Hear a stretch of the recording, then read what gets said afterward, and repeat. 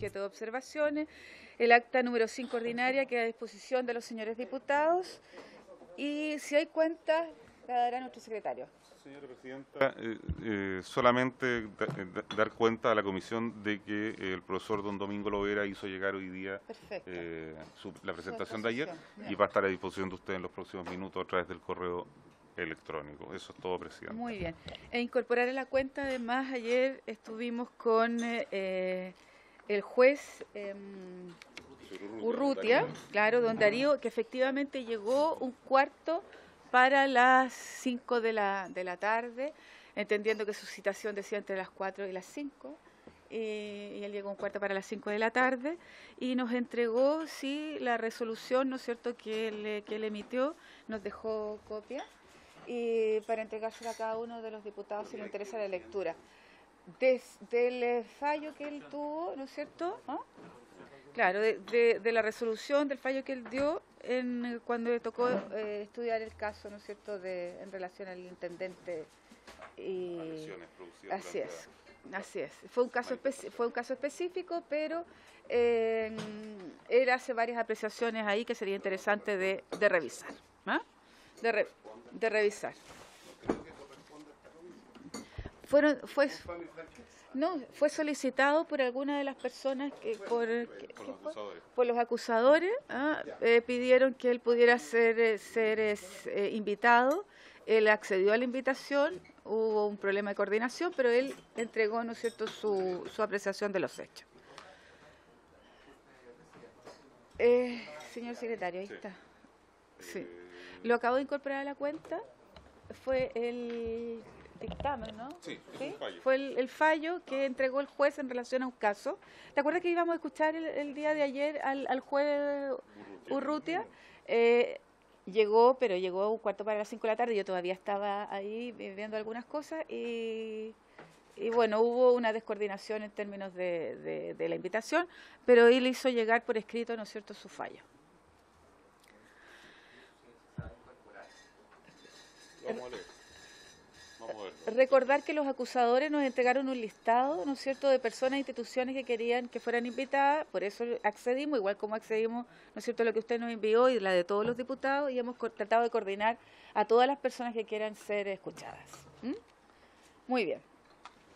En puntos varios, diputados, si hay alguna pregunta, ¿no? Muy bien.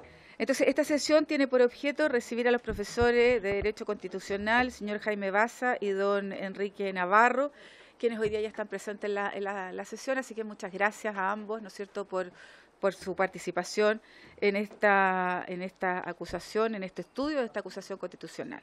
Le ofrezco la palabra a don Enrique Navarro, ¿no? Don Enrique tiene la palabra.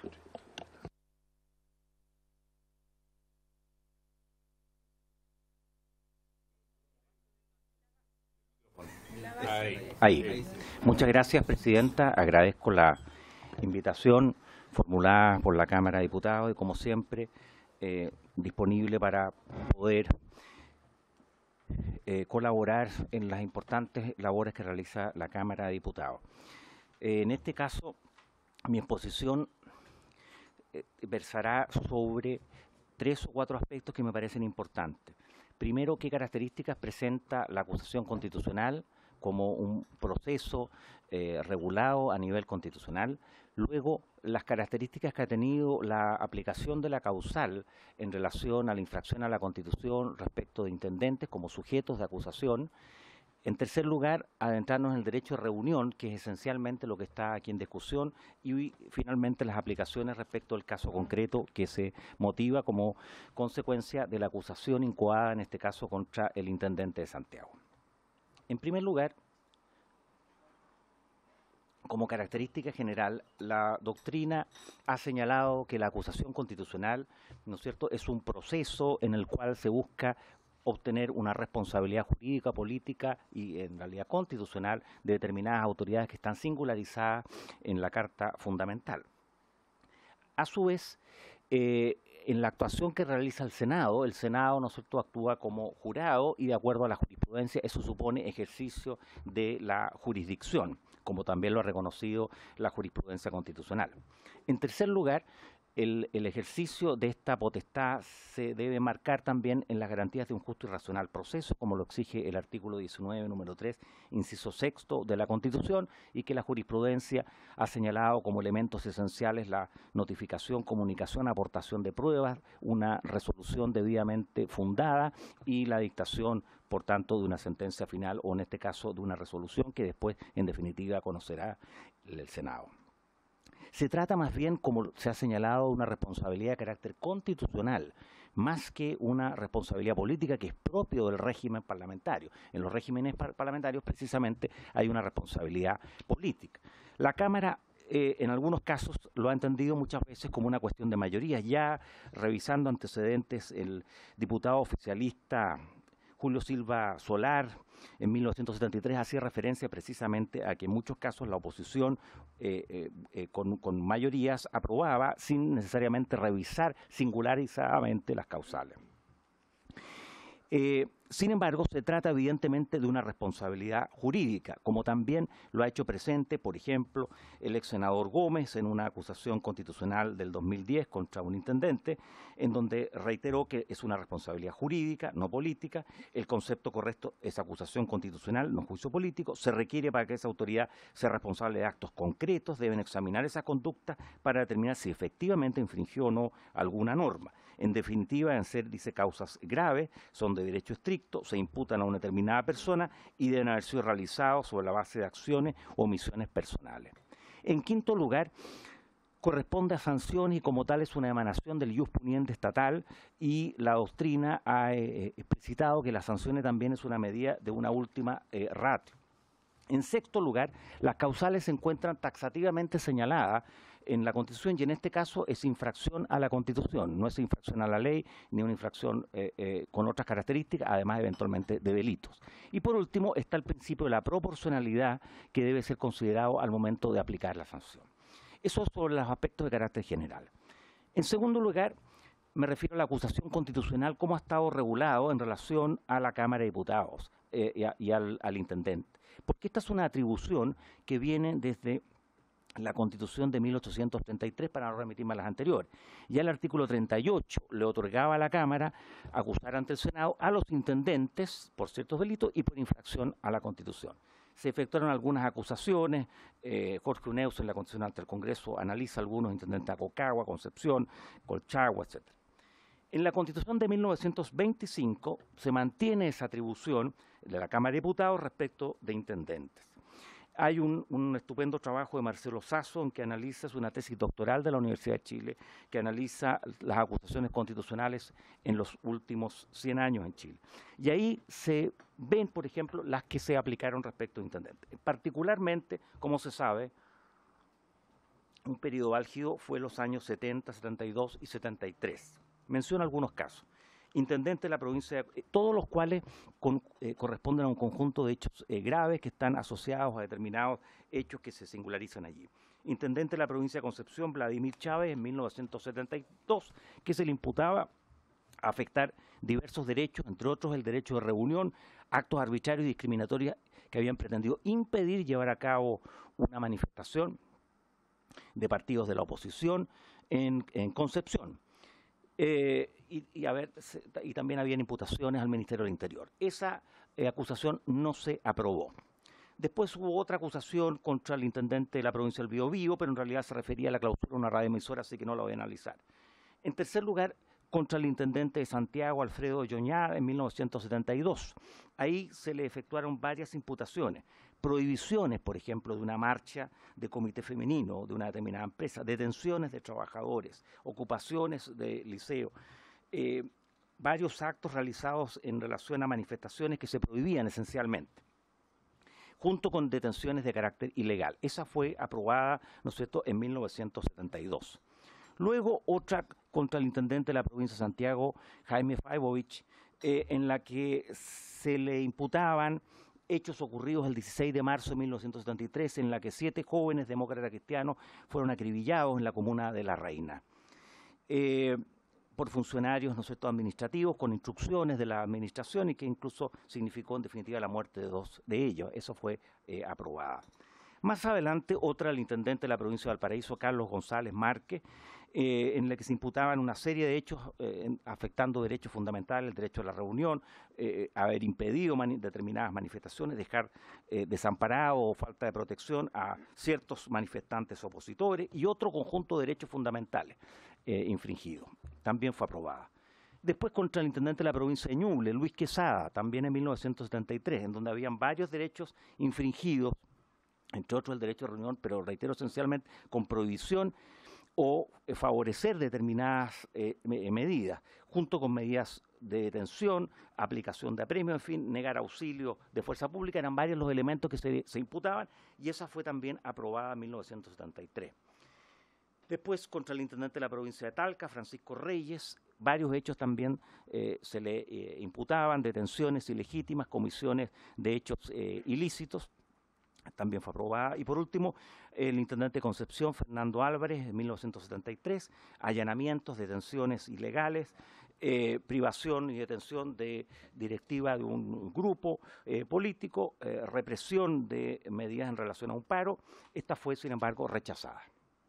Esas son las que básicamente se gestaron durante la Constitución del 25 y en particular respecto a intendente.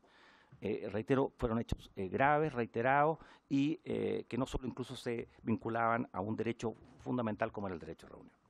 En la Constitución de 1980 se mantiene la norma, ¿no es cierto?, de aplicar, de que la Cámara de Diputados conoce la declaración de determinadas autoridades y si bien hoy día está en la Constitución el delegado, digamos, presidencial y los gobernadores, por norma transitoria se hace aplicable lo referido a los intendentes. Si revisamos lo que se ha aplicado en los tres casos más esenciales, esencialmente en ellos se ha aceptado la inadmisibilidad, ¿no es cierto?, de la acusación por la cuestión previa. Por ejemplo, el caso del intendente de la región metropolitana, Marcelo Trivelli, que se le hacían imputaciones en relación a actuaciones más bien de carácter ambiental en relación al relleno sanitario Santa Marta. Luego, el intendente de Valparaíso y el intendente subrogante en relación también a actos de carácter ambiental, aguas servidas, actuaciones de las empresas sanitarias, en fin, también fue aceptada la cuestión previa de admisibilidad. Y finalmente, respecto de la intendenta de Atacama, en donde había una serie de instrucciones que ella habría dado en definitiva para ejecutar determinados actos que después fueron dejados sin efecto y que también ella fue en definitiva acogida la excepción, ¿no es cierto?, de inadmisibilidad. En definitiva, si nosotros revisamos cómo está el texto constitucional y como lo ha dicho la doctrina, aquí lo que tiene que haber es una infracción específica a la Constitución política de la República y eso supone una transgresión personal, directa, grave y que ha generado, ¿no es cierto?, afectación de algún derecho esencial. La Constitución, ha dicho la doctrina, excluye en este caso las infracciones a las leyes, dado que estas no pueden significar, o a la potestad reglamentaria, como sí se establece en el caso de otras autoridades que infraccionan la Constitución y las leyes. Me quiero referir y centrar en la regulación del derecho de reunión, que es el punto esencial que nos convoca.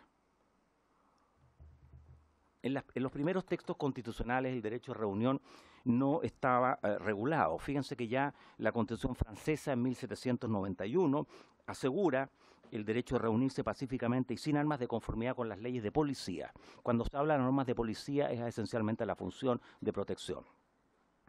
El texto primitivo de 1833 no lo aseguraba y esto fue propio de una reforma de 1834, las llamadas reformas liberales de Rasturi, que entre otros derechos aseguraron este derecho, el derecho de reunirse sin permiso previo y sin armas. Y tratándose de los bienes nacionales de uso público, plazas, calles y otros lugares de uso público, siempre dicen serán regidas por las disposiciones de policía. Esa es la norma que se mantiene. Y disposiciones de policía que en la doctrina administrativa nuestra en el siglo XIX y francesa, española, se entiende esencialmente la función de custodia del bien común y del orden público. Hubo autores, Roldán, por ejemplo, que hacían referencia a que esto significaba justificar que eventualmente necesidades de tráfico, de salud o embellecimiento de la población justificaban eventualmente estas restricciones. Otros autores, como Jorge Huneeus, hacían énfasis en la circunstancia que es un derecho que no requiere permiso previo, pero que evidentemente no puede significar situaciones de extra limitación. ¿Cómo se aplicó esto en la práctica? Hubo varias resoluciones, por ejemplo, lo dice Uneus en su obra, decretos de la Intendencia de Valparaíso en 1876, ordenanzas de 1890, o disposiciones también en Santiago a partir de 1919, varias de las cuales incluso tienen una redacción muy similar al actual decreto. La doctrina, reitero, instó en muchos casos por la necesidad de la dictación de una ley. ¿Qué ocurre ahora en la Constitución de 1925? Esta Constitución establece en el artículo 10, número 4, el derecho a reunirse sin permiso previo y sin armas. También establece que las reuniones en plazas, calles y otros lugares serán siempre regidas por las disposiciones de policía. Esto fue muy discutida en la comisión, en las dos comisiones. En la comisión había una reforma, pero otra del contenido. El diputado Hidalgo, por ejemplo, hizo presente que tal como estaba redactada esta disposición podía quedar entregada a la voluntad de la autoridad el que celebrara o no una reunión. Hizo presente eso. Sin embargo, el expresidente Arturo Alessandri dice que había una razón fundamental para que sea así. Las calles y las plazas son bienes nacionales de uso público. Es decir, todo habitante del país tiene derecho a reunirse donde se le antoje. Como los congregados serán solo una parte de la colectividad, ellos lesionan el derecho de los demás para transitar por estos lugares. Eso, en opinión de Alessandri, justificaba, por tanto, que hubiera una regulación. Como consecuencia de esto, se dictó un decreto en 1927, ya en tiempos de Ibáñez, que fue modificado después en 1936 en el segundo gobierno de Alessandri. Si se fija, la redacción es muy parecida, pero con más detalle todavía que el actual decreto. Está tomado esencialmente en una redacción muy similar. Esto también generó opinión en la doctrina de la época. Mario Bernasquina, gran profesor de la Universidad de Chile, les pido disculpas, pero como yo soy de la Universidad de Chile tengo esa fijación, digamos, es una buena universidad. Bueno, hizo presente que esto se aplicaba respecto a cualquier bien nacional de uso público, abierto incluso teatros y otros, pero que era conveniente, decía él, que esto fuera regulado por ley, que era necesario por la situación de regla de carácter general y no por simple reglamento. Y esto motivó, si se revisa bien, la norma del Estatuto de Garantías Constitucionales, que la Ley 17.398, en enero de 1971, precisamente modifica y reemplaza entonces disposiciones generales de policía por las disposiciones generales que la ley establezca. Y de ahí entonces se sacó de la esfera la potestad reglamentaria a la reserva legal. Si nosotros vemos, por ejemplo, el senador Mayra en su momento dijo que era importante que esto, sacarlo de la reglamentación y pasarlo a manos, ¿no es cierto?, ahora el Congreso a través de una ley para evitar precisamente situaciones de arbitrariedad. Y en la propia informe de la Comisión de Constitución del Senado se plasmó la idea que en el nuevo régimen se estimaba más eficaz, por cuanto era muy fácil por la vía administrativa modificar la reglamentación policial para hacerla difícil en el ejercicio o entrabarlo. ¿Qué ocurre finalmente con el texto actual? El texto en la Constitución fue objeto de dos etapas. En la Comisión de Estudios, que presidía Enrique Ortúzar, se hizo presente que las reuniones en lugares públicos eran necesarias como una forma de regulación, ya sea legal o administrativa, pero que era necesario. Silva Acuñán hizo presente en que se mantuviera el modelo de la reforma de 1971. En el informe se expresa que precisamente se consagra esta idea de reunirse, pero ahora pacíficamente se le agregó ese adjetivo para evitar precisamente reuniones de carácter tumultuoso que afectara severamente derechos de terceros. Se dejó constancia, sí, que las disposiciones podían facultar a la autoridad administrativa, las legales, ¿no es cierto?, para que en definitiva condicionaran al permiso, pudiera el interés del bien común y los derechos de los demás ciudadanos establecer restricciones que éste estimaran convenientes. En definitiva, en la Comisión de Estudios mantuvo el texto de la reforma de 1971. Sin embargo, en el Consejo de Estado se señaló que era desaconsejable dejar entregado la ley y se volvió al texto primitivo de las normas de carácter general. El presidente Alessandri, ahora Jorge Alessandri, el expresidente Alessandri dice expresamente, textualmente, es desaconsejable dejar entregado a la ley el establecimiento de normas eminentemente policiales, ya que con ello se dejaría desarmado al presidente de la República para mantener el orden en las calles. Como consecuencia de eso, el texto que fue aprobado toma esta idea de el Consejo de Estado, esto es mantener el texto tradicional, que podríamos decir, no el de 1971, que entregó a la potestad reglamentaria, o sea, las normas generales de policía, la regulación de este derecho. Y como consecuencia de eso se dictó el decreto 1086, curiosamente, en tiempos de facto, ¿cierto? El 16 de septiembre de 1983. Ha tenido una sola modificación en relación al plazo, porque primero en realidad era 48 horas, ahora se establece 2 días hábiles la comunicación. ¿Qué ocurre entonces con esta normativa? Que incluso es plasmada después en la ley orgánica de sobre gobierno y administración regional, porque al gobernador todavía, ¿no sé, se le entrega, entre otras, la atribución de autorizar expresamente las reuniones en plazas, calles, en demás lugares de uso público, en conformidad con las normas vigentes. Y estas autorizaciones deben ser comunicadas a Carabineros. La jurisprudencia, si nosotros revisamos la jurisprudencia de los últimos 25 o 30 años, ha validado esta norma. Menciono algunos casos. Corte Suprema, 26 de enero de 1986. Corte Suprema, ¿no es cierto?, 21 de abril de 1988. Incluso se ha validado en tiempos, digamos, donde no había normalidad democrática, reuniones, los 83, 84 especialmente. Más reciente, la Corte validó el año 2006 ciertas restricciones. El ministro Belisario Velasco, en la época de Interior, ¿no es cierto?, había señalado que no se podían realizar marchas en la intermediación de la moneda, digamos. Y eso fue recurrido de protección, se estimó que se estaba afectando la afectación del derecho, y la Corte que dijo que el acto no suponía una prohibición del derecho de reunión, solo se vería afectado en un hecho hipotético en cuanto no se autorizara eventualmente bajo ningún aspecto, y que ellos se enmarcaban las atribuciones que otorgaba este decreto de 1086. ¿Cuáles son las exigencias, entonces, si nosotros vemos en el desarrollo normativo de esta disposición? Primero, que no se requiere licencia o consentimiento de autoridad alguna o permiso. En el ordenamiento, evidentemente, lo que hay ahí es una comunicación como derecho que emana de la naturaleza humana, ¿no es cierto?, no requiere, obviamente, permiso. Pero sí, y eso ocurre en todas las normativas, exige un aviso, una comunicación que, como les decía, con la reforma son 2 días hábiles.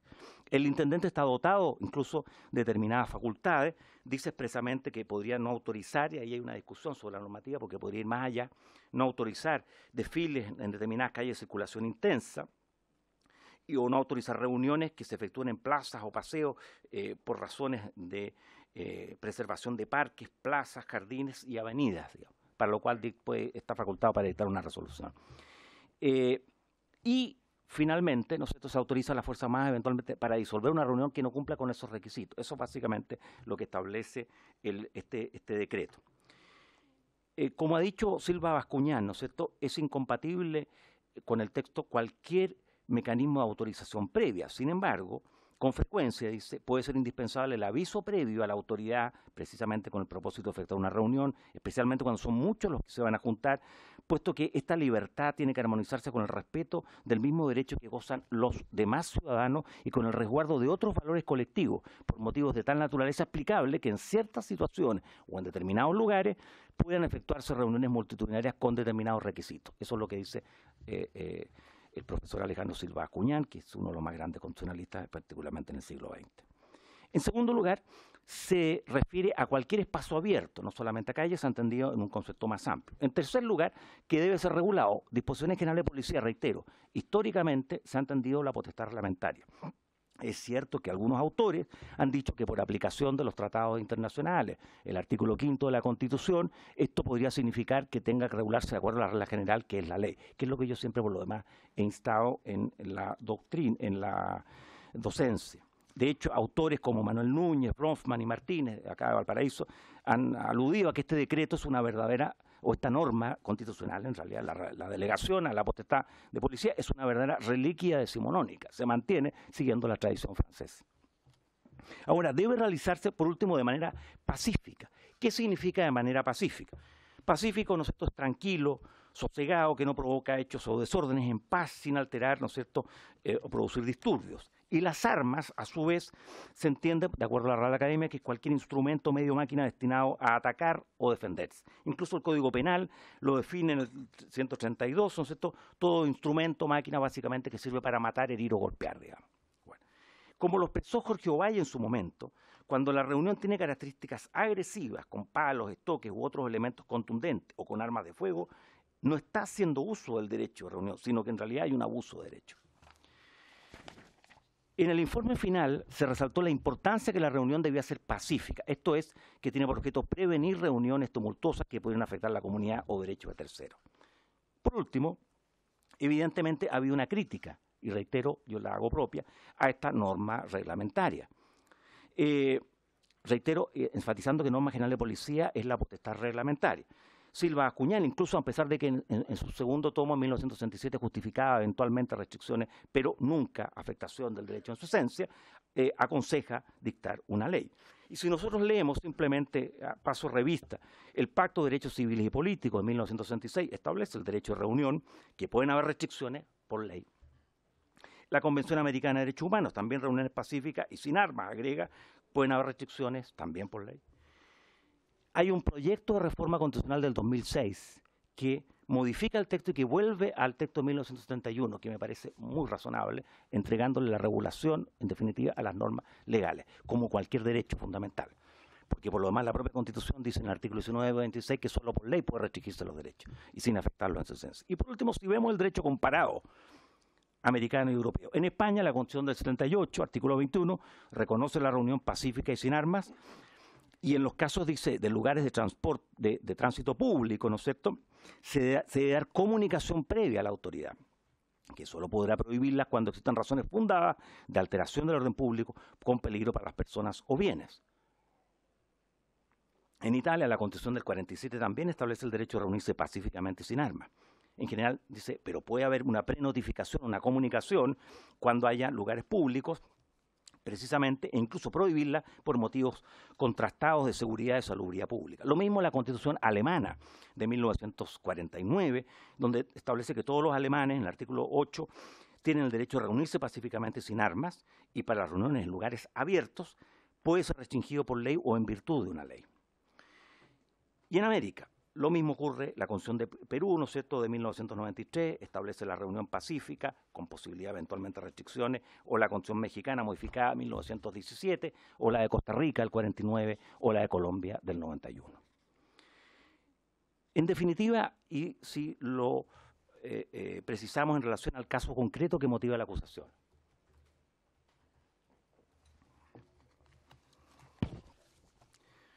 en primer lugar, de la lectura de la acusación, en mi opinión, no se alude a todos estos antecedentes de la historia de la norma constitucional, que es esencial, y que incluso uno puede estar en desacuerdo. De hecho, yo estoy en desacuerdo que esto sea regulado por potestad reglamentaria. Todo derecho debe estar regulado por ley.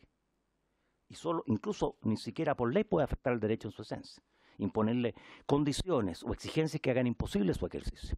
Eso es lo que dice el artículo 19, número 26, tomado además de la Constitución alemana. Bueno, lo primero entonces es que hay antecedentes que esta norma se funda precisamente en la reforma de 1874, de ahí pasó a la Constitución del 25 y fue objeto de debate.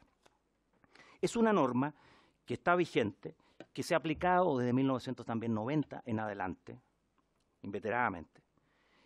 Incluso la propia Biblioteca del Congreso Nacional, ¿no es cierto?, tiene un estupendo trabajo cortito, digamos, como son las cosas útiles, de 15 de marzo del 2013, donde recoge precisamente esta aplicación práctica de la disposición. En tercer lugar, la norma ha sido así también interpretada por el Tribunal Constitucional. Ha dicho el Tribunal Constitucional que todos los derechos tienen reserva legal, salvo el derecho de reunión, que puede estar regulado por la potestad reglamentaria. En cuarto lugar, en mi opinión, esto supone una necesidad imperiosa de una reforma constitucional. Yo creo que debe reformarse el texto, como la del 2006, y volver a una disposición similar al Estatuto de Garantía, en virtud de la cual solo puede establecerse una regulación, sin afectar la esencia del derecho, por ley. Que además se discuta en el Congreso Nacional, que es precisamente el lugar donde tiene que discutirse esta materia y no ser entregada al gobierno de turno. En quinto lugar, el intendente tiene, por tanto, la obligación de aplicar la normativa vigente. Obviamente, por aplicación de los artículos 6 y 7 de la Constitución y por aplicación del artículo 19, número 13, y, por supuesto, no puede hacer o ejecutar ningún acto que impida el libre ejercicio de la misma, pero en la medida que se ejecute también de acuerdo a la normativa constitucional y legal vigente. Eso significa que si hay alguna imputación, exige acreditar hechos con una relación causal, esto es, que de manera inequívoca, ¿no es cierto?, a través de actos o a través de omisiones, se hubiera tratado de impedir derechamente el ejercicio de un derecho esencial. Por lo menos de la lectura, los mismos no parecen, en mi opinión, en principio, imputables a pretender impedir el ejercicio del derecho. Ahora, hechos posteriores como la muerte de una persona o el incendio de un teatro, habría que analizar en qué contexto se dieron, quiénes son los responsables de esos hechos. Los que pasamos todos los días por allá, digamos, particularmente en mi caso, soy profesor de la Universidad de Chile, digamos, así que yo paso todos los días por allá. Es terrible el estado en que se encuentra esa plaza. Y la he recorrido personalmente y es desalentador, digamos. Finalmente, en cuanto a la obligación de disolver reuniones, solo lo permite incluso la actual norma, y podría discutirse, pero esa es la tendencia, en la medida que yo no he cumplido con determinadas formalidades.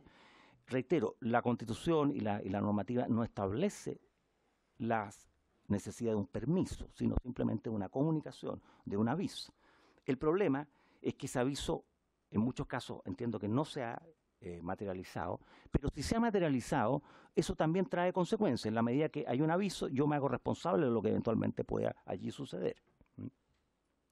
Ahora, por supuesto, toda sanción, toda aplicación, especialmente la aplicación de normas de policía, exige razonabilidad, prudencia, exige ver los distintos bienes jurídicos en juego y, por tanto, no poner en riesgo la vida, ¿no es cierto?, la salud de las personas, que son los bienes jurídicos esenciales que tiene que resguardar la autoridad pública. Entonces, en definitiva, me parece que el punto esencial, medular, ¿no es cierto?, aquí es la validez o no de un cuerpo normativo.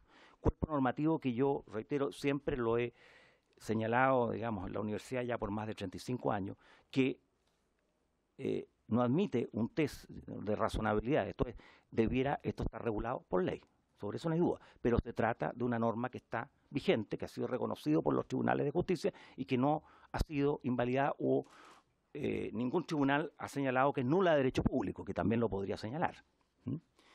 Incluso la propia Contraloría también la ha validado. Entonces, en la medida que sea una norma vigente, yo tengo que aplicar la normativa, por supuesto, de manera juiciosa, razonable y sin afectar los derechos fundamentales constitucionales. Muchas gracias, Presidenta. Voy a después dejar una minuta porque estuve trabajando el fin de semana y tengo varias ideas desordenadas, entonces después las quiero enviar. Muy bien, muchas gracias, profesor Navarro. Ajá. Yo trabajo todo el día, digamos. Muchas gracias, profesor Navarro. Lo que somos de regiones también. Y yo creo que más, porque tenemos que llegar a Santiago. Bueno, agradecerle, profesor Navarro, su exposición y le agradeceríamos mucho, ¿no es cierto?, que pudiera hacerlo llegar. Profesor Baza, le ofrecemos la palabra. Muy bien.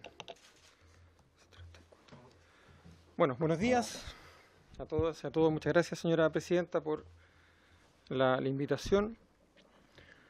Yo he revisado parte de las intervenciones previas que se han presentado en esta comisión y he estado muy atento además a la presentación que ha hecho el profesor Navarro. Y quisiera poner un contrapunto respecto del tipo de instrumento de control frente al que estamos presentes. Esto siempre se discute por la prensa, en la universidad, de verdad, en esta instancia. Siempre se discute qué tipo de mecanismo de control es este. ¿Qué es lo que significa que sea una acusación constitucional? ¿Es un juicio político, es un juicio jurídico? ¿Forma parte o no forma parte del derecho sancionador del Estado o no? ¿Verdad? Como señalaba el profesor Navarro. Y me parece que una buena forma de aproximarse al problema es tener en cuenta la estructura normativa que tiene el artículo 52, número 2, letra E de la Constitución vigente. Porque la Constitución señala dos tipos de causales, dos tipos de, podríamos llamar, conductas antijurídicas. Una es la infracción de la Constitución y una segunda es por los delitos de traición, sedición, malversación de fondos públicos y concusión. Son tipos de conductas antijurídicas distintas. Y en esa diferencia yo quisiera sostenerme, ¿verdad? Desde esa diferencia quisiera sostenerme para explicar la diferencia que hay entre el control político y el control jurídico. ¿Ah? Y en esto sigo un argumento que es del profesor Manuel Aragón Reyes, ¿verdad? Catedrático de Derecho Constitucional de la Universidad Autónoma de Madrid y ex ministro y presidente del Tribunal Constitucional español durante 10 años.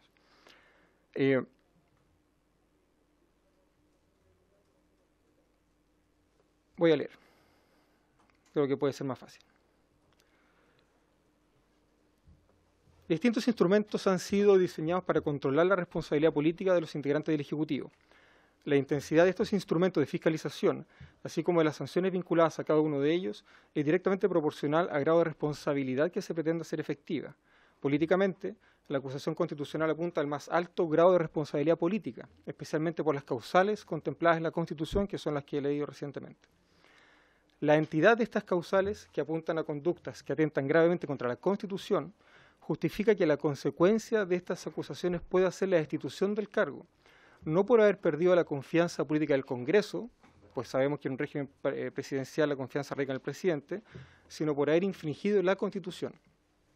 Ahí hay una primera diferencia importante de notar, ¿verdad?, que este no es un juicio relativo a la confianza política de las autoridades del Ejecutivo, ¿verdad?, como podría ser un ministro de Estado o el intendente en este caso, sino que es un juicio respecto a la responsabilidad política.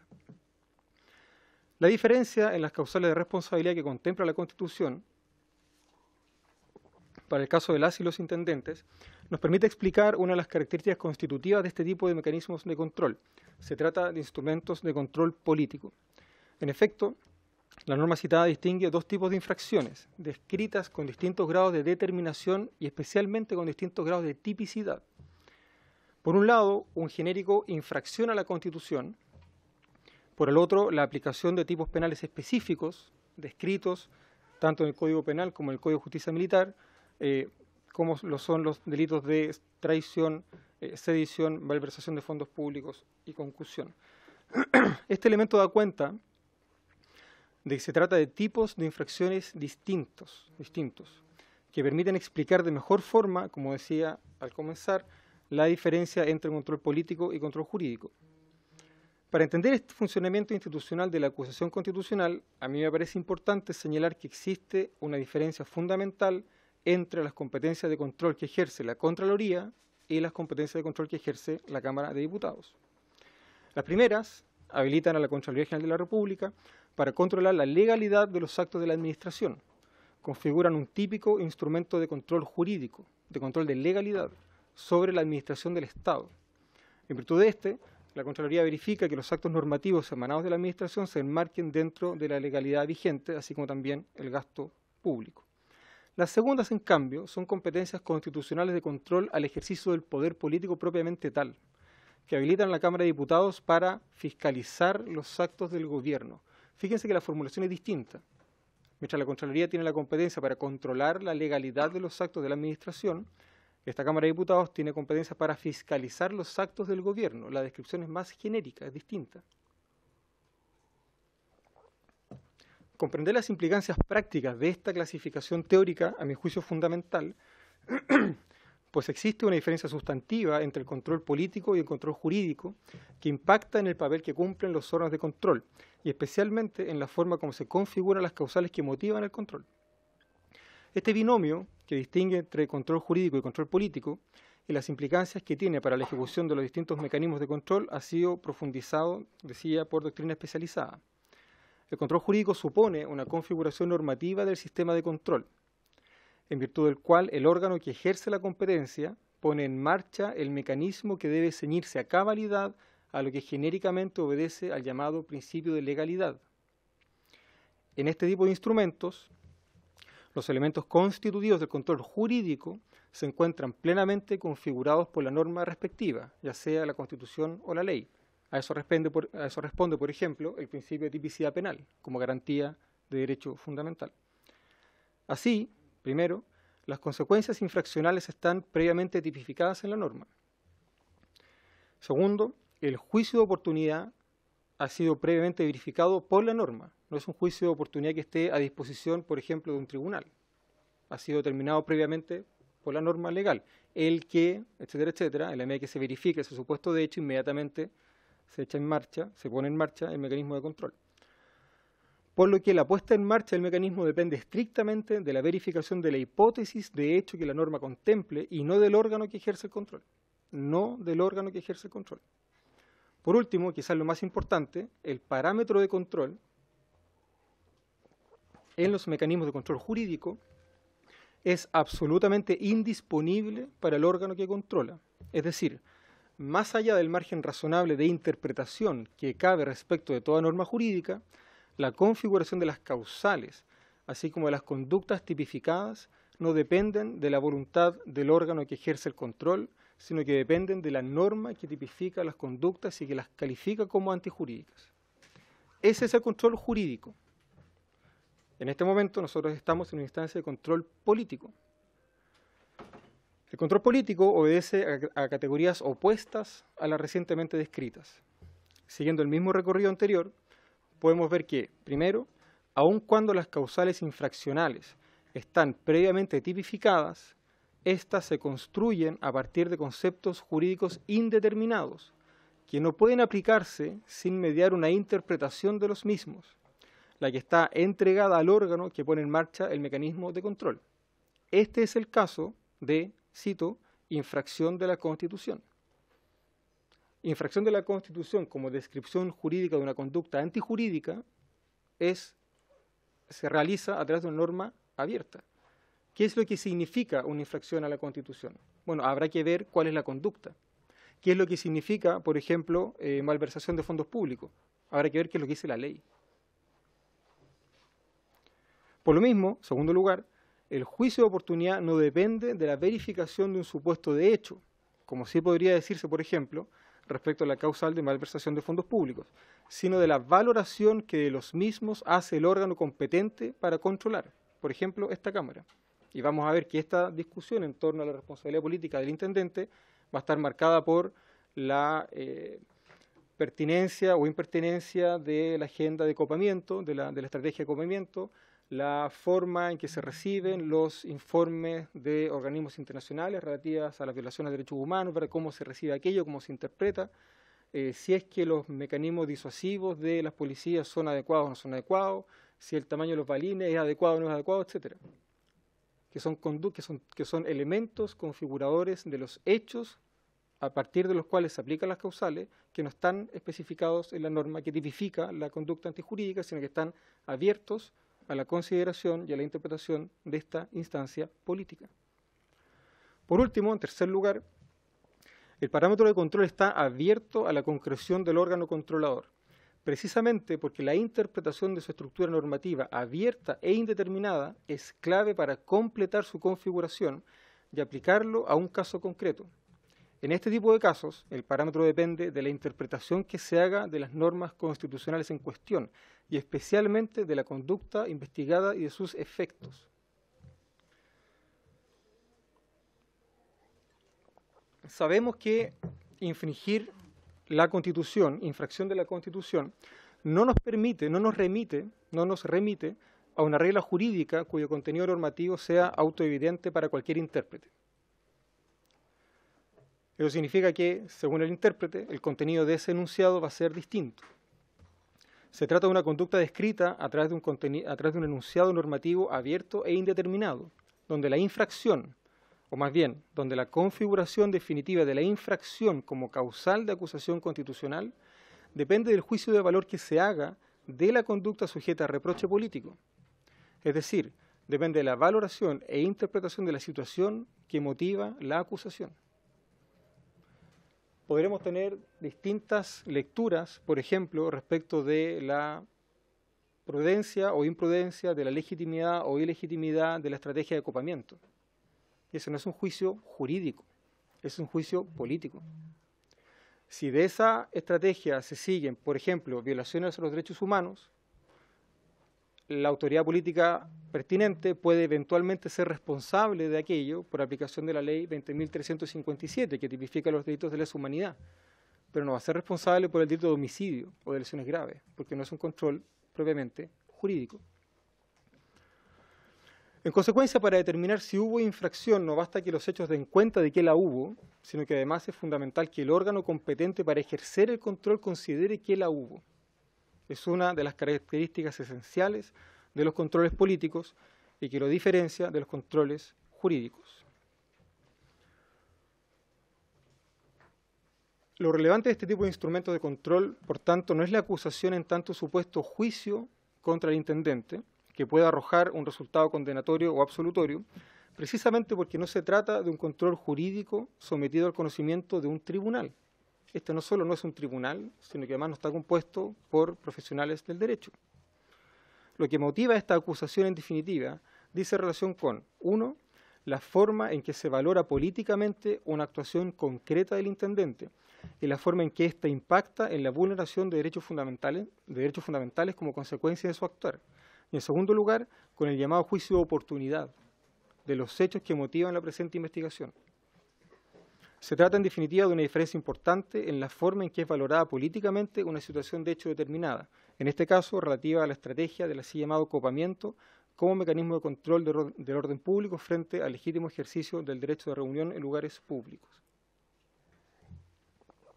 Bueno, no quisiera extenderme en demasía en esta primera parte de la presentación, llevo poco más de 10 minutos. Me parece que la diferencia entre control político y control jurídico queda relativamente clara. El tipo de función que ejerce, por ejemplo, la Contraloría responde a una configuración competencial distinta al tipo de competencias que ejerce esta Cámara. Eso es lo que explica que bajo ciertas circunstancias una ministra o un ministro de Estado sea destituido y bajo las mismas circunstancias otro ministro o otra ministra no sea destituida, porque lo determinante para el mecanismo de control político no es la forma en que la conducta típica se encuentra descrita por la norma, sino la forma en que la conducta es valorada en la sede de control político. Eso es lo que diferencia, insisto, la primera parte del 52, número 2, letra E, de la segunda.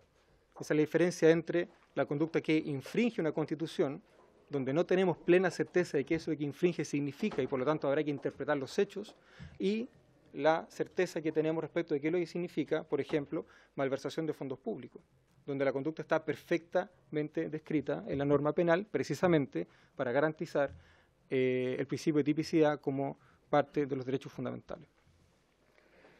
Desde esa perspectiva, por tanto, teniendo presente que este es un mecanismo de responsabilidad política, es un juicio político que busca hacer efectiva esa responsabilidad del intendente, me parece importante vincular el mecanismo con los efectos específicos que ha generado este despliegue de fuerza policial como consecuencia de la decisión del intendente, que es la que está siendo finalmente sometida a juicio político.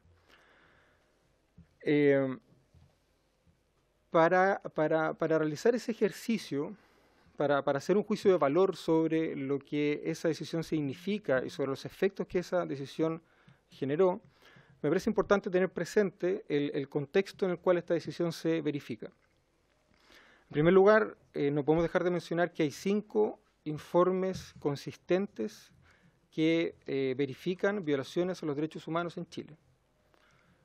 Amnistía Internacional, la Comisión Interamericana de Derechos Humanos, la Alta Comisionada de Naciones Unidas para los Derechos Humanos, el Instituto Nacional de Derechos Humanos de Chile y Human Rights Watch.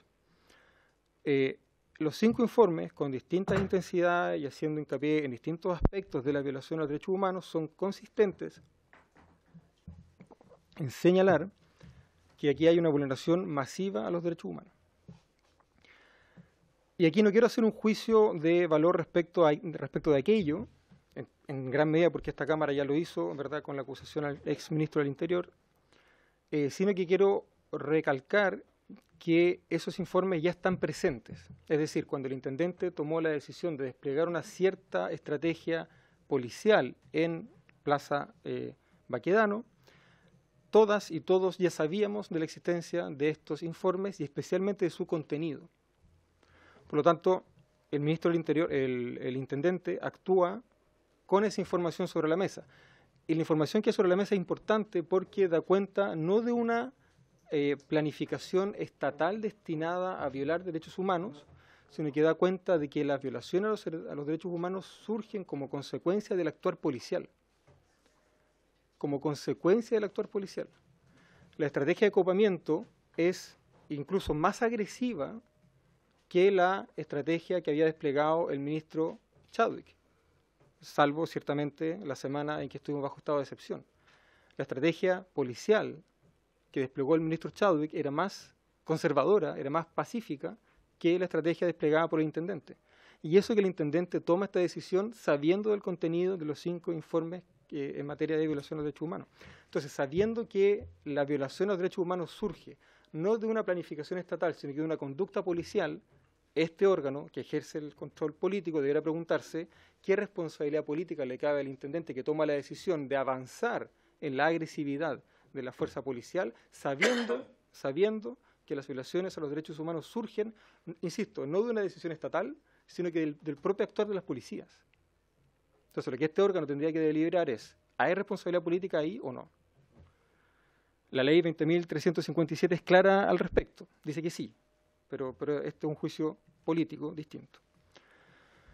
El otro antecedente que me parece importante, a propósito de los elementos para ponderar la prudencia con la cual actúa el intendente y por tanto la responsabilidad política que le corresponde como consecuencia de su actuar, dice relación con la forma en que se regula y ejerce el derecho de reunión.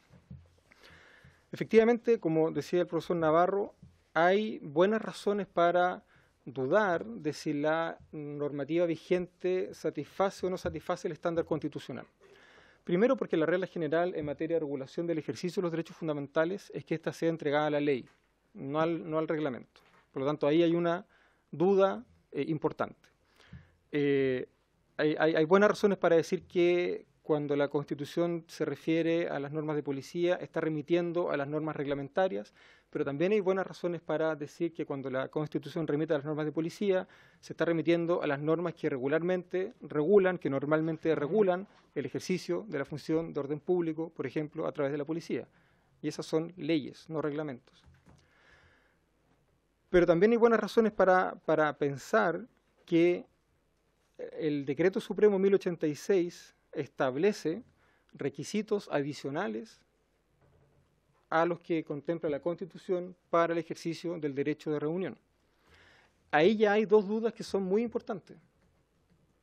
¿Es coherente con la reserva de ley el Decreto Supremo 1086? No lo sabemos, hay dudas. ¿Es coherente con la reglamentación constitucional del derecho de reunión el decreto 1086? Tampoco lo tenemos claro, también hay dudas. Primero, porque eventualmente vulneraría la reserva de ley como regla general, y segundo, porque el decreto estaría estableciendo mayores requisitos que los que establece la Constitución para el ejercicio del derecho. Habiendo 2 ámbitos de dudas importantes, ¿es razonable que el intendente avance tan agresivamente en la limitación del ejercicio del derecho de reunión, avisando incluso por la prensa que iba a reprimir toda forma de manifestación que no tuviera permiso previo? Esta pregunta es clave teniendo presente la normativa constitucional, que establece sin permiso previo. Y aquí me parece importante hacer una pequeña referencia a los regímenes pertinentes en la materia. En esta materia, en el derecho internacional, en el derecho comparado, hay 3 formas de regular esto. Hay 3 posibilidades.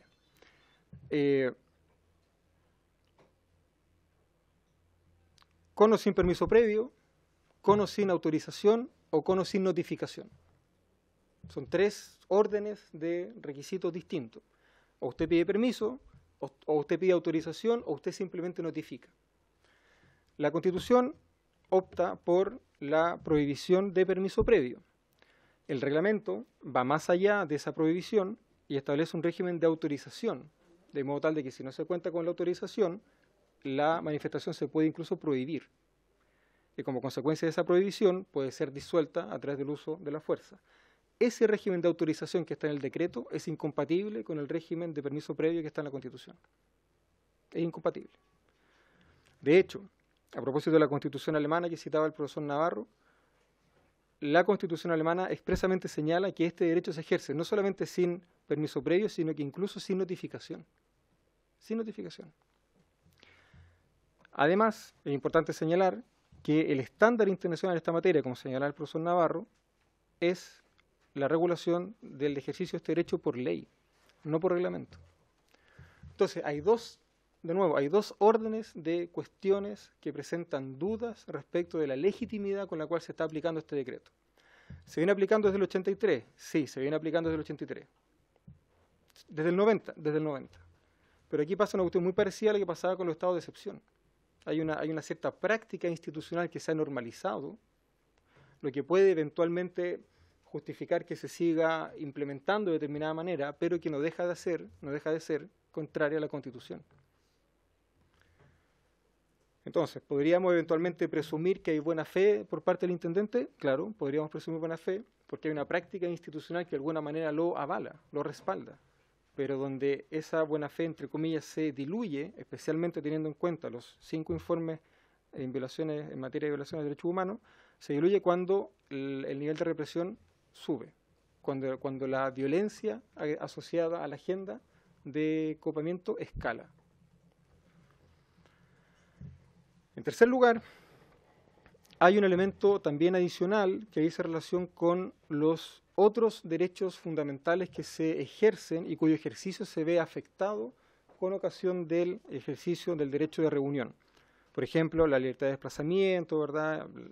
Incluso la libertad de comercio, etcétera, etcétera. Y es lo que nos permite hacer una distinción entre el derecho de reunión y el derecho a la protesta propiamente tal. El derecho a la protesta, si bien no está explícitamente regulado por la Constitución, puede configurarse de una manera bastante sencilla, bastante simple, ¿verdad?, con una combinación de derechos que sí están en la Constitución, como por ejemplo libertad de expresión, derecho de reunión, libertad de opinión y derecho de petición. Y es lo que nos permite entender por qué el problema de cómo garantizamos los otros derechos fundamentales cuando se ejerce el derecho de reunión solo surge cuando el derecho de reunión se ejerce con fines políticos. Porque nosotras y nosotros no nos preguntamos qué pasa con la libertad de desplazamiento cuando festejamos los triunfos de algún equipo de fútbol o de la selección nacional en Plaza Italia. No nos preguntamos por la libertad de desplazamiento cuando hay grandes casas comerciales que hacen desfiles o paradas por la Alameda. Ni cuando hay distintos tipos de festividades, como por ejemplo cuando se cierra la Ruta 68 con ocasión de la festividad ahí en Lo Vázquez. Y esa es la razón que explica por qué esa pregunta surge solo cuando hablamos de protesta y no cuando hablamos de reunión, se explica precisamente por la finalidad política que tiene el derecho a la protesta y que lo diferencia, lo especifica respecto del derecho de reunión. Y es una de las razones por las cuales el sistema internacional prefiere que este derecho sea regulado por ley, de modo tal de que su regulación no dependa de la autoridad contra la cual se protesta. Aquí me parece que hay un elemento adicional importante, porque viene asociado a esta sobreregulación del derecho de reunión, una sobreregulación del derecho a la protesta que tiene por finalidad neutralizar la dimensión política que tiene esa parte del derecho de reunión. Estos 3 elementos me interesa hacerlos presentes principalmente para allegar juicios de valor respecto de la prudencia de la conducta del intendente y de la eventualidad que de allí surja responsabilidad política.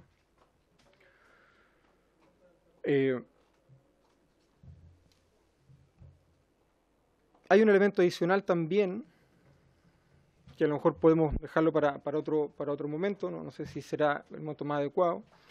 Los distintos informes han dado cuenta de que es muy probable que Carabineros no respete sus protocolos, pero que es más probable todavía de que esos protocolos ni siquiera estén ajustados a la normativa internacional. Por lo tanto, Carabineros no respeta protocolos, pero tampoco respeta la normativa internacional. Sabiendo eso, con las mismas formas de actuación de la policía, el intendente decide escalar el nivel de agresividad de Carabineros. Como consecuencia de esa decisión, se han vulnerado derechos humanos.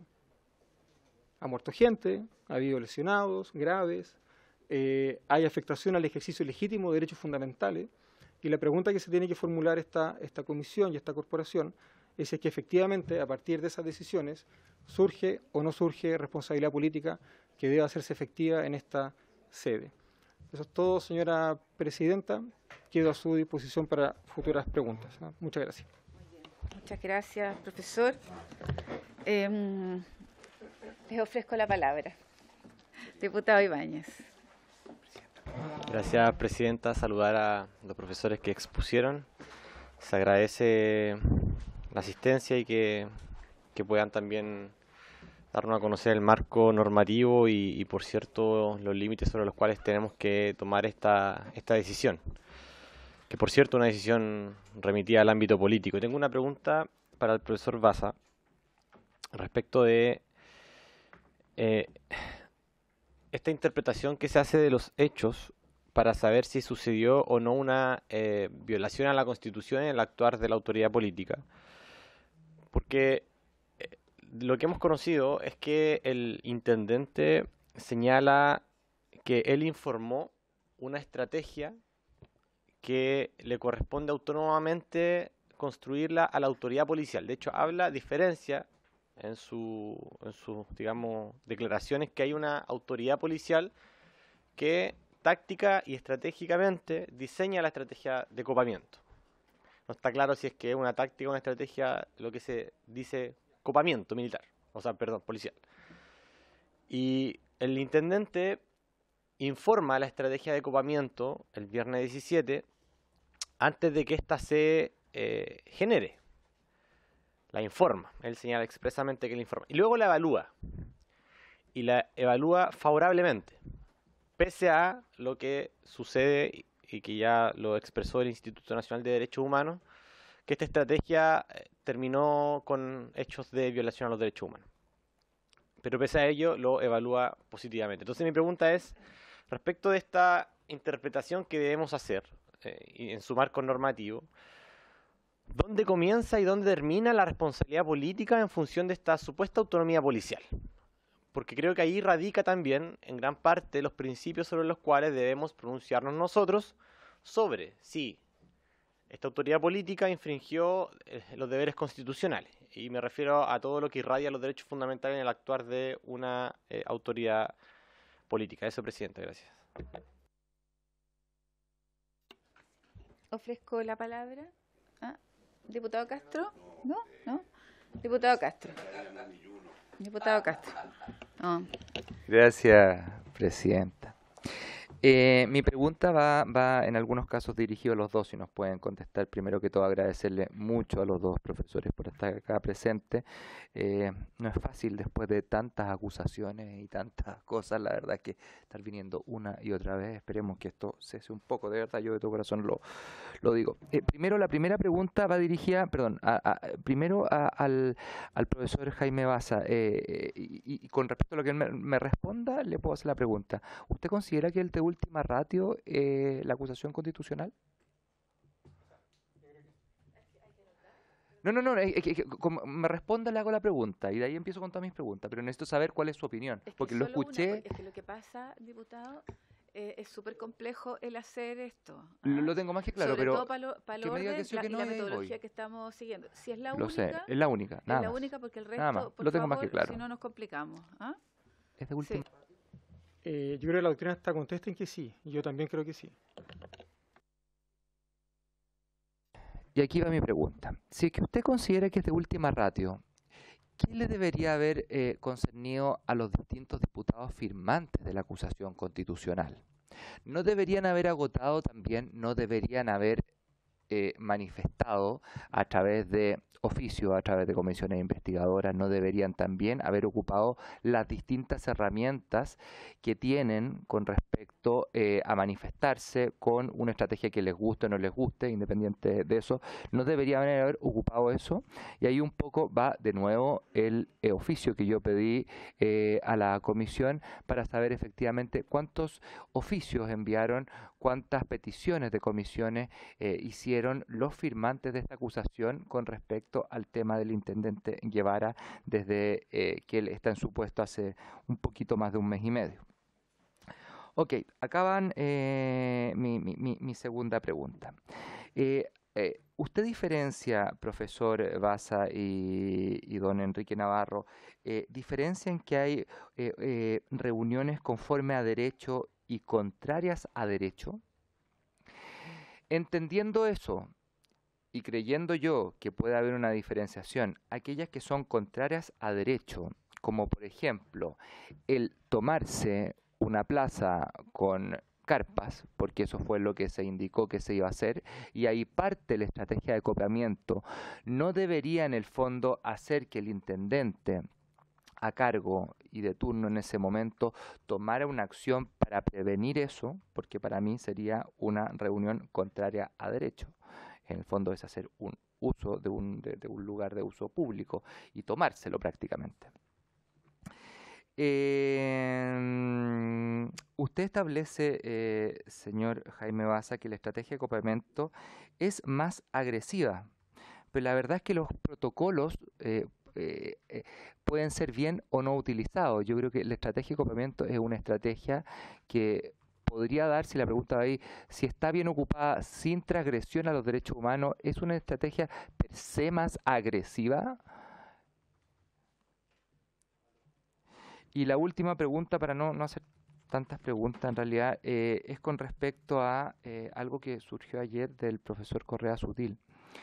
Si es que existen parlamentarios, que tengo entendido hay 8 aproximadamente en la Cámara de Diputados y el Senado, diputados que han ocupado anteriormente esta estrategia de acoplamiento, porque no es inventada por el intendente Guevara, o sea, esto no es nuevo, ha sido ocupado por otros intendentes. Aquellos que han ocupado esta estrategia no deberían inhabilitarse. No estoy hablando porque ahora no son intendentes, obviamente, pero moralmente, ¿no deberían inhabilitarse, usted cree? También se lo pregunto a los dos, en realidad. Esas son las preguntas. Gracias. Diputado Ortiz. A través suyo, señora presidenta, un saludo al profesor Enrique Navarro. Varias veces ha estado en esta Cámara, por eso que lo he escuchado siempre como un gran profesor de la Universidad de Chile. Don Jaime Baza, por su juventud, debe ser profesor, pero no sé caso tienes todavía el doctorado, a lo mejor lo tienes, porque te he escuchado hablar mucho de España. ¿Lo tienes? España, qué manera de recibir a tantos chilenos, ¿eh? De mi ciudad de Concepción a muchos, para que tú sepas. Bienvenidos los dos. Yo quiero hacerle 2 preguntas. Una al profesor Enrique Navarro primero. El Estado debe garantizar el ejercicio de los derechos fundamentales. En la relación que hemos tenido esta comisión, hemos tratado de escuchar las 2 partes siempre, porque yo voy a decir una frase: hay 2 distinguidos abogados. Cuando hay 2 abogados hay 3 o 4 opiniones. Es lo que yo me he dado cuenta en estos largos años que soy diputado de la República. El derecho a la reunión y protesta social debe entonces ser asegurado por el Estado, ya que eso es practicar el ejercicio de la democracia. Si no, estamos equivocados de país, ¿no es cierto? Ya. Esta acusación por infracción a la Constitución dice relación con evitar que los agentes del Estado, tales como el intendente, están vulnerando el orden constitucional. Que hay unas interpretaciones que se lo escucharon los 2, pero esto se lo dijo al profesor Navarro. Usted, el profesor Baza, planteó. puede ser esto o puede ser este otro, no está claro, ¿no es cierto? Porque hay normas que no son terminantes. ¿Puede entonces la autoridad señalar en relación a manifestaciones pacíficas que hay tolerancia cero, que no me gusta mucho lo de la tolerancia cero, pero para graficarlo lo estoy expresando, o que no hay en este caso la actualización de las normas? Eso es usted, profesor Moreno. Y para que vean que hemos tratado de estar escuchando las dos partes, lo voy a decir a usted, señor Baza, lo otro. En el día de ayer escuchamos en una sesión que iba a ser secreta, pero a petición de ellos no fue secreta, una distinguida señora que vive en el sector y otro señor que vive en el sector. Ellos prefirieron el testimonio darlo a conocer para que se sepa por la gente que ve el canal de la Cámara. Yo le hice ver lo siguiente y pedí, y la presidenta accedió inmediatamente a suspender por 5 minutos la sesión, porque en principio iba a ser secreta, que yo al menos estaba totalmente de acuerdo, porque no quiero ser parte el día de mañana que los fueran a funar a ellos, o fueran a tener un acto de violencia, en que yo condeno total y absolutamente la violencia. No confundamos la cosa pacífica con la violencia, los saqueos, esos son delincuentes. Discúlpame, franqueza. Yo fui terminante, pero ellos quisieron decirlo públicamente. Pero habían también dos personas del mundo, no empresarial, no se pierdan, del mundo comercial, digamos. Ellos sí solicitaron ser secretos. Por eso yo llego hasta ahí nomás, porque si no estoy rompiendo las normas que juré en el tema de la Constitución. Los escuchamos, los testimonios. Entonces, después de escuchar a eso y expresarle, le voy a hacer la pregunta a usted, la otra, que a mí me preocupa. Mira, aquí hay un tema muy de fondo. ¿Cómo el derecho a la protesta puede generar y afectar a terceros? Porque estamos hablando del copamiento, estamos hablando que los que firmaron, de los cuales yo no firmé, pero firmó mi jefe de bancada, ¿escucharon? Porque si no, no habríamos salido sorteados.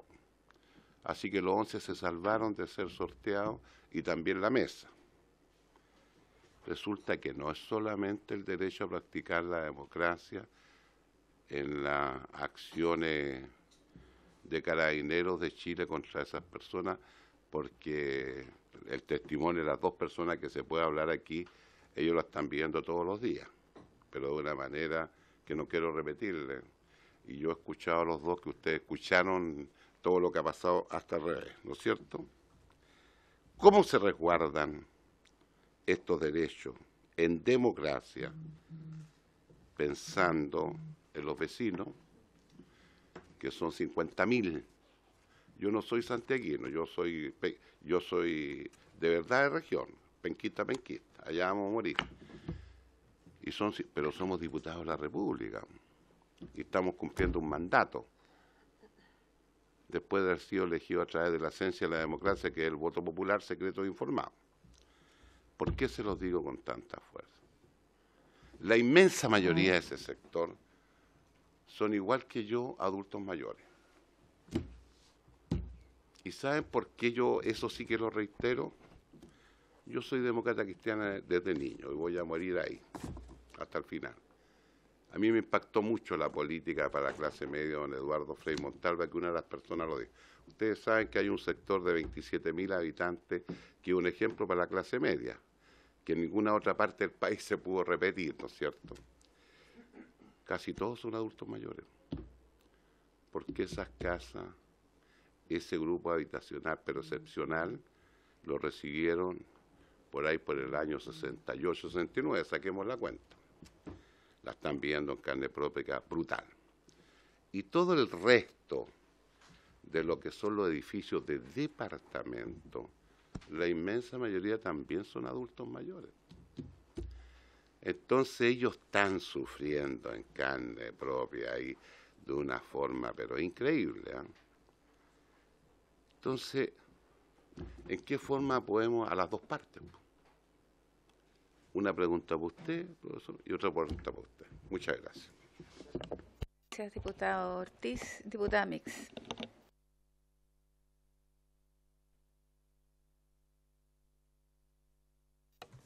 Muchas gracias, presidenta.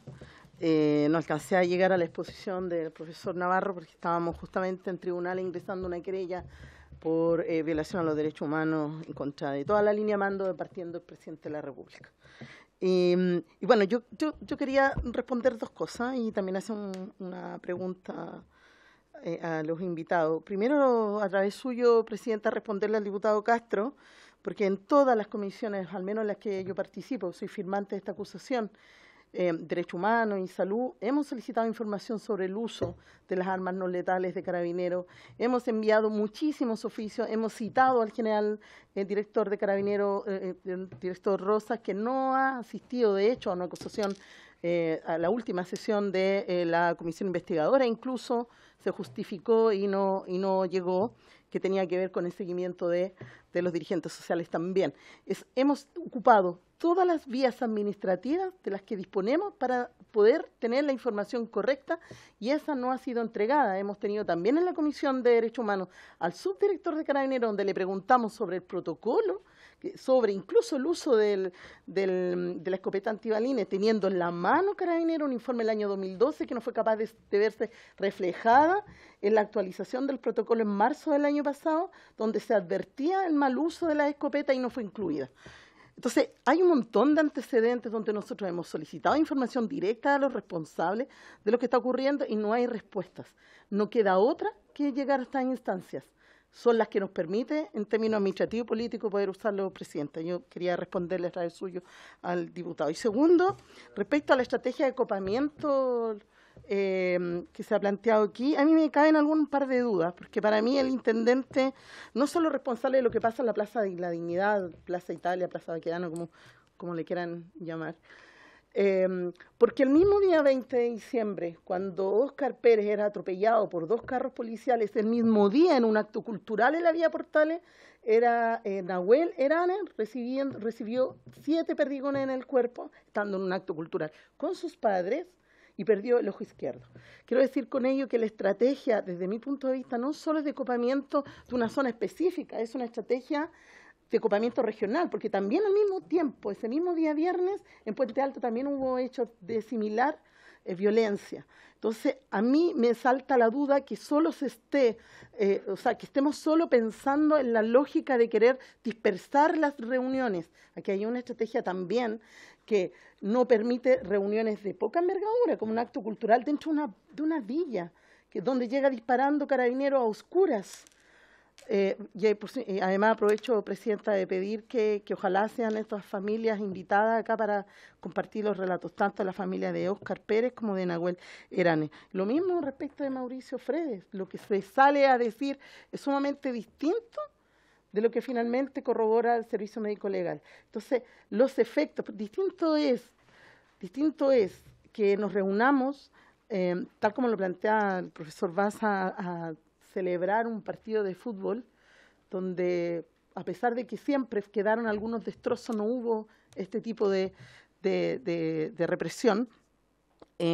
Distinto es que nos manifestemos y que hagamos una protesta, porque los efectos han sido en dimensión, de verdad, ni siquiera imaginables. Si una persona muere ahogada en una fosa, porque no murió electrocutado, murió ahogado, es porque efectivamente el carro lanzagua no lo soltó hasta que no lo vio pararse. O sea, estamos hablando de ese nivel de decisiones. Entonces, a mí me parece que esto claramente no solo viola el derecho a la libertad de reunión y de la protesta. Aquí, efectivamente, y después de haber buscado todas las alternativas posibles de búsqueda de información, de solicitud de antecedentes respecto del de la materialidad de lo que se está ocupando hoy día en las protestas como medida de represión, hoy día nos encontremos con estos casos que tenemos que lamentar. Entonces yo creo que, y quería ahí preguntar respecto de esa mirada respecto de la estrategia de acopamiento, porque yo al menos tengo la sensación de que no es una medida que se centraliza en un solo espacio. Lo que el intendente Guevara ha decidido desde que asumió este cargo es copar la región metropolitana con la misma estrategia represiva. Y los resultados lo demuestran. Entonces yo no sé si ahí, desde ese punto de vista, y esto ya para quienes manejan yo no soy abogada, así que ¿cómo se puede, cómo estas decisiones que se supone fueron tomadas para dispersar un espacio, terminan irradiando una región completa en una lógica de copamiento policial, pero además, insisto, llegan a oscuras, llegan disparando, actos culturales de poca envergadura de una población, no había más de 50 personas. ¿Cómo hacemos también la similitud en relación a ese derecho de reunión? Porque lo que acaban de explicar, claro, miles de personas, es un copamiento, pero cuando lo vemos en actos más chiquititos, yo recuerdo muy bien que en dictadura llegaban disparando los milicos cuando había una velatón. Es una cosa tan pequeñita y no teníamos ni siquiera copadas las avenidas y pasaba eso. Eso, presidente. Muy bien. Muchas gracias, diputada Mix. Bueno, decir que nosotros fuimos sorteados. Aquí hay un profesor, 2 veterinarios y un abogado. Entonces, desde el punto de vista de lo que está ocurriendo, o sea, sin duda esta es una acusación vital desde el punto de vista de lo que puede ocurrir en el futuro, sobre todo en relación, ¿no es cierto?, al derecho fundamental de la reunión. Para el profesor Navarro, entendiendo lo que planteó el profesor Baza, que cada acusación constitucional, ¿no es cierto?, tiene su realidad distinta, su valoración distinta, ¿no es cierto?, además porque es una acusación de otro peso distinta a lo que plantean en los tribunales o en lo penal. Pero yo creo que fue interesante lo que usted planteó en términos históricos de lo que había ocurrido con las otras acusaciones constitucionales. Entonces, si hubo... Sí, en relación, ¿no es cierto?, porque usted planteó una que tenía que ver también con el derecho a reunión.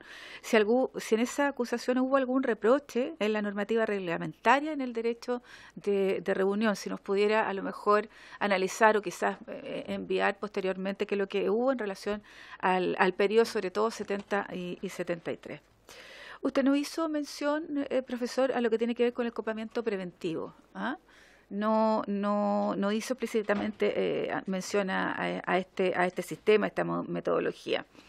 Entonces, preguntar si fue o no esta medida proporcional y respetuosa con el contenido esencial de reunión, ¿no es cierto?, que es un derecho fundamental. Y yo diría a los dos, si esta medida de copamiento, ¿cómo vulnera, ¿no es cierto?, el derecho a reunión? Y además yo he tratado de alguna manera de que este decreto supremo, ¿no es cierto?, y esta autorización no tienen que ver con lo que hoy día nosotros estamos estudiando. Puede ser una arista, pero no es lo esencial. No es lo esencial, que tiene que ver con el derecho a reunión y con esta fórmula, ¿no es cierto?, que tiene el intendente, decir, mira, este copamiento, que además es muy raro, ¿no?, porque es un copamiento preventivo. Es como raro, porque uno dice, estoy pensando que puede ocurrir algo, y frente a eso, bueno, aquí están los piquetes, aquí está.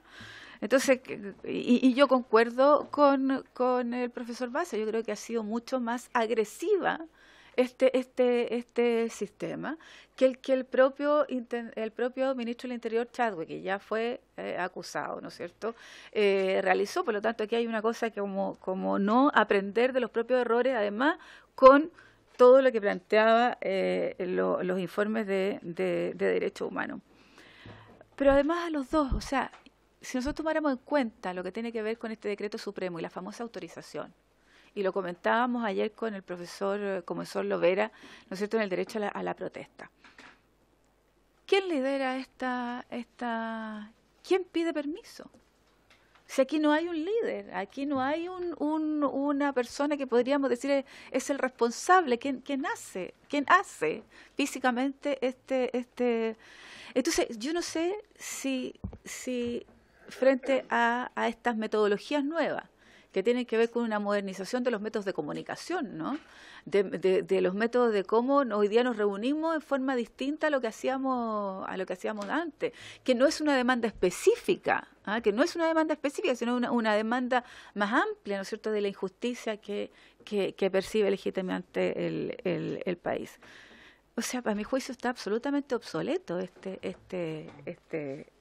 el decreto y el instrumento que hace posible ese decreto. Les ofrezco la palabra. Perdón, diputado Castro. Sí, solamente para clarificarle a la diputada Mix, la verdad es que yo quizás no me expresé bien, quizás usted no entendió bien o quizás no entendió lo que estamos viendo acá, que es la acusación constitucional. La acusación constitucional lo que dice es que el intendente en el fondo prohibió o no prohibió, hizo posible o no hizo posible el derecho a reunión. Nosotros no estamos hablando en el fondo, y lo entiendo perfectamente, que por supuesto que se enmarca en una crisis social, por supuesto que se enmarca y en el fondo tiene que ver con fechas donde han pasado terribles accidentes como el que usted dice cuando cayó esta persona a este hoyo por no haber esta tapa. Pero ayer también escuchábamos a una vecina decir que esa tapa no estaba, como no hay ninguna en todo el sector, producto que la han sacado para hacer camote y podérsela tirar a los carabineros. Entonces, creo yo que lo importante, y ojalá pueda venir mañana cuando venga Carabineros para poder explicar, porque ellos van a hacer lo que nos van a explicar, la estrategia de acopiamiento específicamente, quiero decir, y súper claro, ser enfático. O sea, aquí hay que entender que lo que estamos juzgando no es si es que el carabinero actuó mal o no actuó mal, por supuesto que eso es reprochable. Estamos hablando si la estrategia de agrupamiento y si el intendente Guevara en el fondo autorizó o no autorizó o se pudieron hacer estas marchas. Y le digo además, nosotros el primer día escuchamos al Instituto Nacional de Derechos Humanos y dijo ninguna de las marchas había sido prohibida, ninguna se había dejado hacer. Ustedes en general, las personas que han venido a hablar de los firmantes nos han hablado de una serie de cuñas, y yo siempre he dicho y he tratado de repetir, lo dijimos al principio de la reunión, acá hay algo fundamental que dijo el diputado Ortiz, fundamental. Aquí se ha prohibido, ha habido alguna cuña, que acá están todas, ha habido alguna cuña donde el intendente diga específicamente se va a prohibir una manifestación pacífica. Es más, le digo una que es aquí, por ejemplo, acá, en cuanto a la masiva concentración de Plaza Italia por el concierto, grupos musicales, garantía de seguridad. Lo nombro porque usted hablaba de cultura. Efectivamente, no hay autorización, no porque no queramos la actividad, sino porque no se ha solicitado autorización. Volvemos al 1086. Eso es todo, gracias.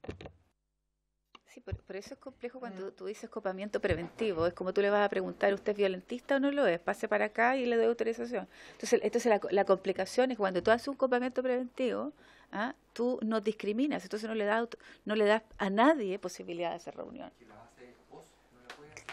Claro, pero el copamiento, cuando tú utilizas esto, que yo estoy pidiendo los protocolos de carabineros, tú lo que estás diciendo aquí no le doy a nadie posibilidad con este sistema, a nadie, ni a los que quieren hacerlo, y tú ahí estás coartando un derecho, si ese es el problema que tenemos hoy día. Bueno, ofrecemos la palabra, le iba a decir diputado Navarro, ¿no? Muchas gracias, presidenta. Respondo rápidamente las preguntas. Yo, en primer lugar, obviamente condeno cualquier acto que pudiera significar la afectación de bienes jurídicos tan importantes como la salud o la vida de las personas. Yo soy sobreviviente de un cáncer hace 30 años, así que créanme que el derecho a la vida lo tengo muy claro. Digamos, estoy aquí sobreviviendo. Bueno, dicho eso, en relación a las preguntas que formulaba el diputado Castro,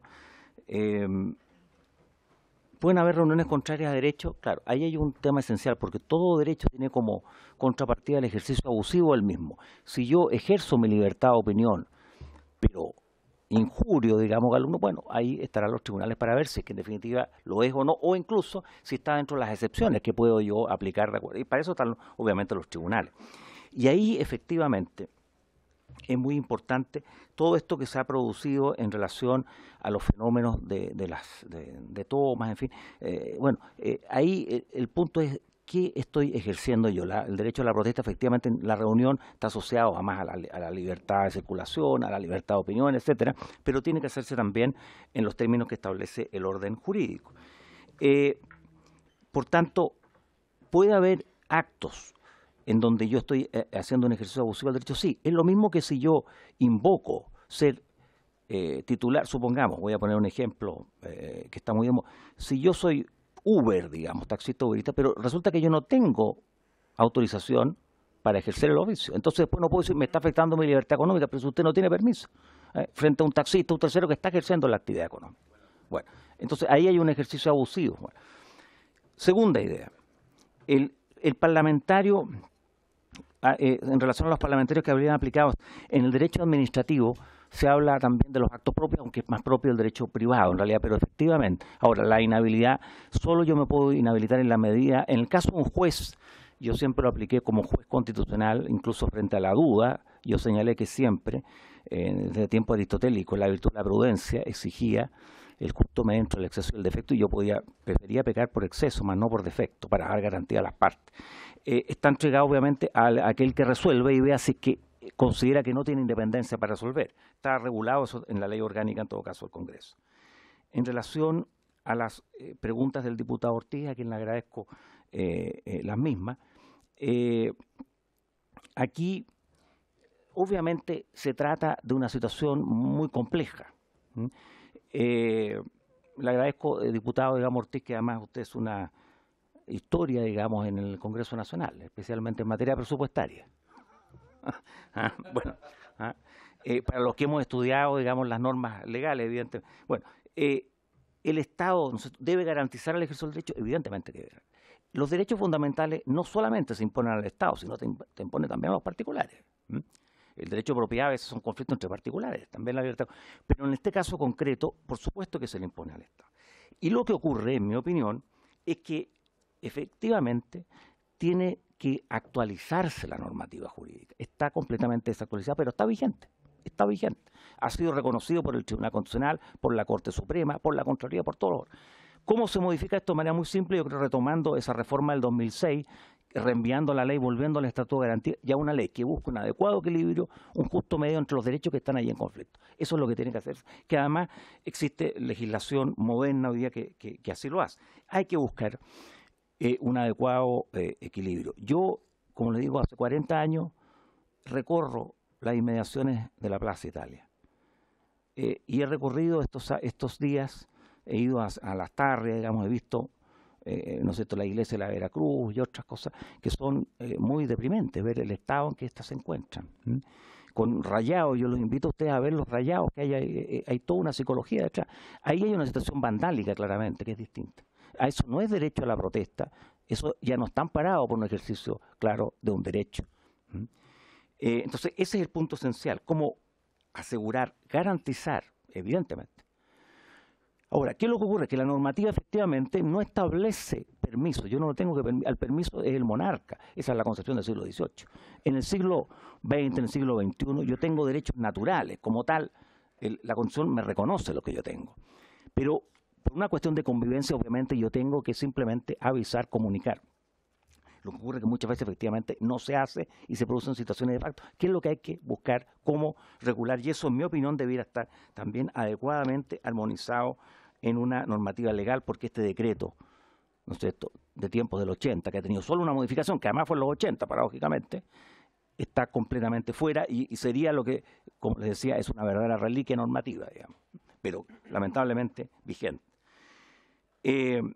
Finalmente, respecto de las preguntas, ¿no es cierto?, de la presidenta, bueno, cada acusación obviamente tiene sus particularidades. Yo insisto que la acusación constitucional efectivamente es jurídico-político, obviamente porque la Cámara es un órgano de carácter político y apreciará prudencialmente la existencia de la causal. Pero no es el mecanismo de responsabilidad política propia. Jaime aludía, ¿no es cierto?, a Manuel Aragón, gran tratadista de Derecho Constitucional español. Tuvimos varios seminarios allá en España, siendo ministro del Tribunal Constitucional, pero en España el régimen es parlamentario, entonces tiene una particularidad. Pero efectivamente hay una característica jurídico-político. En el periodo 72-73 especialmente hubo varias acusaciones, pero la verdad, primero fueron periodos muy álgidos ciertamente en nuestra historia, pero independiente de esto, si yo lo analizo, digamos, puramente científicamente, que es lo propio de un profesor, en varias de esas acusaciones había un conjunto de actos que se le imputaban a distintos intendentes. En algunos casos el derecho de reunión, pero esencialmente impedir impedir el ejercicio del derecho, básicamente. O en algunos casos otorgarle protección a algunos solo y no a otros, que era básicamente lo que se le señalaba. En definitiva, reitero, el derecho de reunión está constitucionalmente asegurado en Chile, pero lo que es un imperativo categórico, no sé, kantiano, como se dice hoy día, bueno, pero un imperativo esencial, es una adecuada regulación legislativa actualizada y no es una materia de iniciativa exclusiva del presidente de la República. Muchas gracias, presidente. Gracias, profesor Navarro. Profesor Baza. Bueno, muchas gracias por las preguntas. Voy a dejar la del diputado Ibáñez para el final en caso de que vuelva, si no contesto. Bueno, en cuanto a la idea de la última ratio que pregunta el diputado Castro, y teniendo presente además lo que señala la diputada Mix, yo creo que la idea de última ratio no dice relación con seguir un procedimiento determinado incremental, en el sentido de empezar, digamos, progresivamente con las medidas de control menos gravosas hasta llegar a la más gravosa. Y yo creo que un buen ejemplo de la forma en que esa idea de última ratio se ha aplicado recientemente en el Congreso es la acusación constitucional que se presentó contra el ministro Santelices en 2018, si no me equivoco, con ocasión del decreto que regulaba la aplicación de la ley que despenaliza el aborto en 3 causales, especialmente la objeción de conciencia institucional. Porque se había verificado un mecanismo de control jurídico en la Contraloría. La Contraloría había declarado ilegal el reglamento.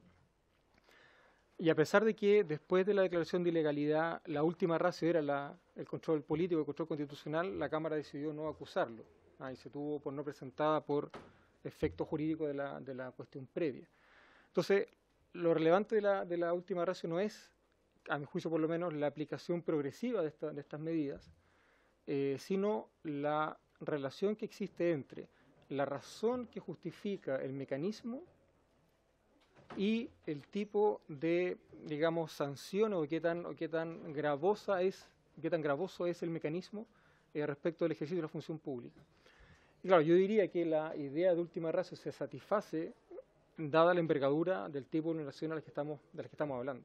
O sea, dado que lo que está detrás es la eventualidad de vulneración a los derechos humanos, a mi juicio por lo menos se satisface esa idea de la última ratio, no porque sea el último mecanismo de varios, sino porque probablemente la gravedad de la vulneración que está detrás de la acusación es probablemente la más grave, sin perjuicio de lo señalado previamente de que se han presentado distintos oficios y mecanismos de control de los cuales no tengo, la verdad, mayor conocimiento. Hay una pregunta muy interesante en lo que señala el diputado Castro que se relaciona con lo que me pregunta el diputado Ortiz, por lo tanto voy a contestar, creo yo, ambas de manera simultánea. ¿Qué dice relación con la relación entre manifestaciones legítimas e ilegítimas? ¿Cómo se califica lo contrario a derecho? ¿Y qué pasa con los daños que genera el ejercicio de este derecho, sea este legítimo o no? Me parece que efectivamente, obviamente hay ejercicios ilegítimos, dado que la Constitución solo protege el legítimo ejercicio de los derechos fundamentales. El punto está en que hay ciertos derechos fundamentales cuya ilegitimidad se verifica una vez que estos se ejercieron. Para no poner como ejemplo este derecho, que es probablemente un ejemplo complejo y disputado hoy día, pensemos en la libertad de expresión. El profesor Navarro creo que ponía el mismo ejemplo. La libertad de expresión es de esos derechos que se ejerce libremente y que viene complementado con un régimen de responsabilidad posterior. De modo tal de que pueden haber responsabilidades civiles, penales o administrativas, según el tipo de sujeto que abuse del ejercicio del derecho, pero se verifican después. ¿Por qué? Porque hay una prohibición de censura previa. En este caso ocurre algo similar, porque la configuración del derecho se completa desde la idea de que no hay necesidad de permiso previo. Entonces, si con ocasión del legítimo ejercicio del derecho hay excesos, hay abusos, hay vulneraciones de derechos de terceros, habrá que entrar, por tanto, a revisar cómo hacemos efectivos los límites de un derecho mal ejercido. Pero eso se hace después. Por eso esa pregunta es tan importante cuando hablamos del copamiento preventivo. Porque el copamiento preventivo, a mi juicio, va directamente en contra de la garantía constitucional del derecho de reunión sin permiso previo, porque es preventivo. Es como si le diéramos al Consejo de Calificación Cinematográfica o al Consejo Nacional de Televisión la capacidad de calificar previamente ciertas actividades culturales con criterios que no sean, por ejemplo, los de mayoría de edad, por ejemplo. Porque cabe dentro de la idea de no hay censura previa. Y no hay censura previa en la libertad de expresión, como tampoco la hay respecto de la reunión, porque en el ejercicio del derecho de reunión, muchas veces, no siempre, pero muchas veces hay motivaciones políticas que no pueden ser censuradas previamente. Entonces, claro, si eso genera un daño ex post, habrá que buscar responsables. Y con esa última parte de la respuesta me quisiera referir a lo del diputado Ortiz. Pues efectivamente hay que distinguir protesta de saqueo. Hay que distinguir la protesta que garantiza la Constitución, que es pacífica y sin armas, de la violencia, de la delincuencia, del vandalismo. Ahora, en ese contexto, efectivamente, incluso la protesta social pacífica puede generar molestias permanentes en el tiempo y que afectan a muchas personas, que es el caso del que estamos hablando ahora. En estos 80 y tantos días de movilizaciones sociales, no solo en Santiago ni en Plaza Italia, ha habido muchos sectores sociales que están afectados. Y aquí yo creo que hay un tema que se abre, que yo solo lo dejo enunciado porque puede que no sea este el lugar, pero igual quisiera contestar a su pregunta, que probablemente habría que discutir cuando se presente este proyecto de ley que busca regular el ejercicio del derecho a la protesta. ¿Por qué? Porque efectivamente que hay daños ocasionados a terceros. Y sobre eso hay que tener presente dos cosas. Uno es que cuando el derecho de reunión tiene finalidades políticas, la protesta surte sus efectos en la medida de que la normalidad deja de ser normal. En la medida de que los espacios públicos, especialmente los espacios comunes, se invierten para ser destinados a un fin distinto. Por ejemplo, una plaza o una calle. En ese sentido, la protesta surte sus efectos en la medida que es molesta. Si la protesta no es molesta, no genera efectos. Es la crítica que se le ha hecho a la protesta social desde lo que se llama la coreografización. Cuando la protesta social pasa a ser una coreografía a la que todos nos acostumbramos, deja de tener el efecto disruptivo que la protesta necesita.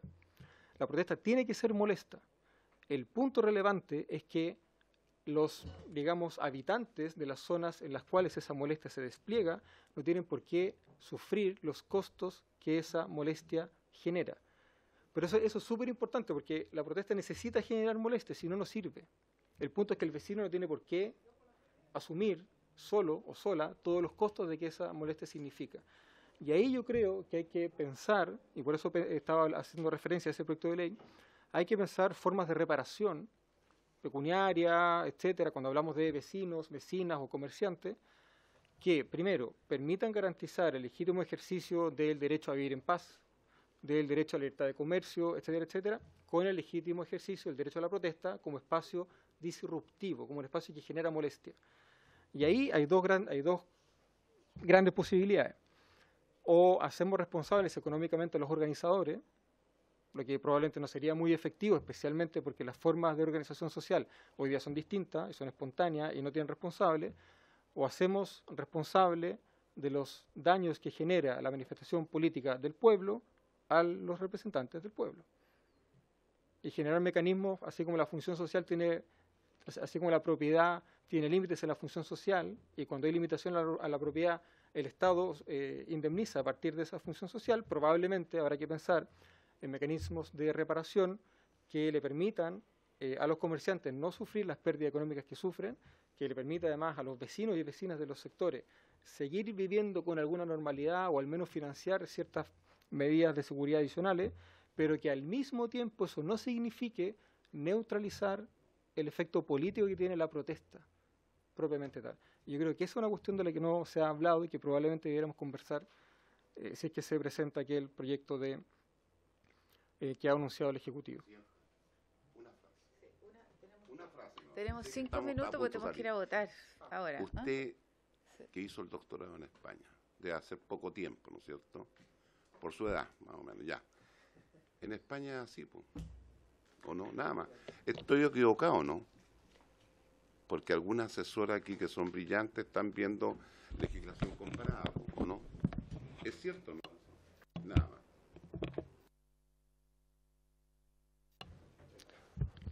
Bueno, yo me fui a hacer el doctorado en el 2004, para que saque sus cuentas después de la edad que tengo. Pero no, en fin. Pero no, efectivamente, efectivamente el derecho comparado tiene, hay mucho donde elegir. Hay distintos mecanismos de reparación. Lo que yo quiero hacer énfasis, y insisto, esta no es el lugar, y nos queda poco tiempo, pero lo que yo quiero hacer énfasis es que la legítima aspiración de la reparación de los daños en los derechos de terceros tiene que ser asumida, yo diría por el Estado, ¿verdad? No por los organizadores, en la medida de que eso no signifique neutralizar el carácter político que tiene la protesta social. Bueno, con lo que ha contestado el profesor Navarro, la inhabilidad, yo creo que me voy por satisfecho, comparto lo que ha señalado. Sí. Y quisiera referirme brevemente, hay un elemento común en las preguntas que me formulan las honorables diputadas Mix y Sepúlveda, en el sentido de que aquí hay una táctica desplegada o estrategia, no sé, desplegada por Carabineros, que es mucho más intensa, es mucho más agresiva de lo que estábamos acostumbrados históricamente. No solamente por la estrategia de copamiento de la Plaza Italia, sino porque hemos tenido distintos niveles de represión. Claro, la diputada Mix señala los más graves probablemente, pero no podemos olvidar que Carabineros ha empezado a cursar multas a los transeúntes de la Plaza Italia invocando la ley de tránsito, que no se aplica a los peatones. Carabineros ha cursado multa en Chillán, si mal no recuerdo, Concepción, a personas que se estaban organizando en la calle para traer ayuda solidaria al incendio en Valparaíso. Carabineros ha detenido artistas callejeros, por ejemplo, el que trabaja en la playa de Reñaca, que lleva, no sé, 10 años trabajando ahí y que de repente ahora hace una actividad ilegal. Hay una forma de despliegue de la fuerza policial mucho más intensa, efectivamente, que antes, que yo creo que no responde a la necesidad de proteger el orden público, sino que responde a la necesidad que tiene cierto sector de la política de proteger el orden económico y social, de impedir la articulación de los sectores populares e impedir que desde allí se levanten discursos públicos que busquen discutir y controvertir el orden vigente. Por eso es tan importante, creo yo, entender que hay un legítimo ejercicio para los derechos fundamentales y que la idea de copamiento preventivo es finalmente equivalente a la idea de la censura previa. Así como está constitucionalmente prohibida la censura previa, debiera estar también sancionada la responsabilidad política de quien encabeza una estrategia de copamiento preventivo. No sé si habrá margen para contestarlo. Muy bien. ¿Puede ser cortito o no? ¿O necesita más tiempo para contestar al diputado Ibáñez? Sí, no, puede ser más largo en realidad. Puede ser más largo en realidad. ¿Sí? Es que nosotros estamos en el minuto. Es que sí, estamos en el minuto y nos van a esperar para votar, ¿o no? Sí. O sea, que no lo van a esperar. ¿No? Es que yo estoy pidiendo que nos esperen para votar. Ya, diputado Castro, ¿usted tenía algo que plantear? Sí, muy rápido. Son dos cosas. La primera, bueno, con lo que planteó usted, la verdad es que después de 88 días, la estrategia, creo yo, deben ser preventivas, porque han pasado 88 días. Pero dejando eso de lado, el profesor de Derecho Constitucional, Víctor Manuel Áviles, igual que el expositor ayer, no pudo llegar, pero envió la minuta. Me gustaría, si es posible y hay un acuerdo, de poder insertarla, solamente eso. No hay problema. Muchas gracias. ¿Ya? Los dos profesores el día de hoy, si nos pueden enviar, ¿no es cierto?, sus documentos y muchas gracias nuevamente por haberse cumplido el objeto de la sesión. Esta se levanta.